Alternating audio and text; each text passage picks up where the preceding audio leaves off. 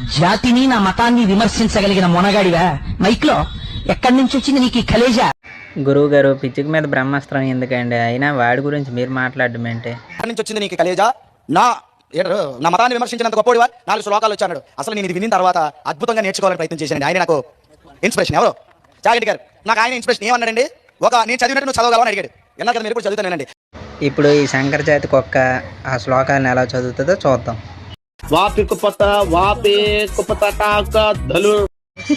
ఏంటి బాబు అన్న, ఇంకొకసారి అను.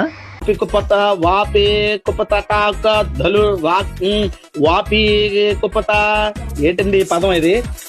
రావట్లేదా?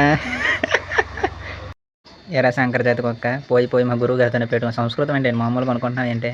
నీకు ప్రతి సండే మాంసం దెంగ తిని నాలికి బలిసిపోయింది. నీకు ఎలా తిరుగుతుందిరా? కొద్దిగా వెనక ముందు చూసుకొని మాట్లాడరా. వాతిక పత ఏంటి సార్ అది?